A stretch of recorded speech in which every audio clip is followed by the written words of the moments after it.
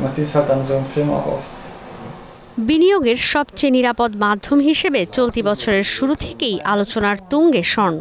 সোনালী এই ধাতুর দাম বাড়ায় কেন্দ্রীয় ব্যাংক থেকে শুরু করে সাধারণ মানুষ হুমড়ি খেয়ে স্বর্ণ কিনছেন সবাই। মজুদ আর যোগানের তুলনায় বাজারে চাহিদা বেশি থাকায় দাম চলে যাচ্ছে লাগামের বাইরে।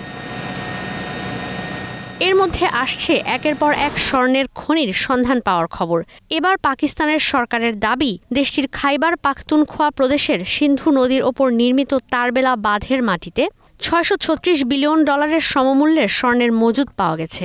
বলা হচ্ছে বাঁধের ভেতর থেকে মাটি সংগ্রহ করে পরীক্ষার পর সেখানে স্বর্ণ থাকার প্রমাণ মিলেছে। পাকিস্তানের দাবি, এই স্বর্ণ দিয়ে দেশের জাতীয় ঋণ পরিশোধ করে দেওয়া সম্ভব, যা এখন $286 বিলিয়ন। এদিকে চলতি বছরই বিশ্বের বৃহত্তম স্বর্ণের বাজার চীনও স্বর্ণের খনি খুঁজে পেয়েছে। চীনা কর্তৃপক্ষের দাবি, হুনান প্রদেশে প্রায় 1000 টন স্বর্ণের অনুসন্ধান মিলেছে, যার বাজার মূল্য হতে পারে $83 বিলিয়ন। বিশ্বের স্বর্ণের উত্তোলনের 10%ই আসে চীন থেকে। স্বর্ণের খনি আবিষ্কৃত হয়েছে সৌদি আরবের মক্কার মানসুরা মাসারাহ অঞ্চলেও।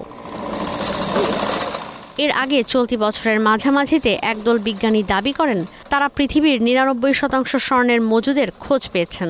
দ্য অ্যাটলাসের প্রতিবেদনে বলা হয়, এখন পর্যন্ত 2,16,000 টন স্বর্ণ খনি থেকে উত্তোলন করা হয়েছে। বাকি 99% স্বর্ণ রয়েছে পৃথিবীর কেন্দ্রে। 450 কোটি বছর আগে যখন পৃথিবীর সৃষ্টি হয়েছিল, এই স্বর্ণ তখন থেকেই রয়ে গেছে পৃথিবীর কেন্দ্রে। বিজ্ঞানীরা বলছেন, আগ্নেয়গিরির অগ্ন্যুৎপাত আর টেকটনিক প্লেটের ঘর্ষণের কারণে স্বর্ণ পৃথিবীর কেন্দ্রে স্থিতিশীল অবস্থায় থাকছে না। এগুলো একটু একটু করে পৃথিবীর ওপরের দিকে উঠে আসছে। তবে বিজ্ঞানীরা বলছেন, এজন্য অপেক্ষা করতে হবে আরও লাখ লাখ বছর।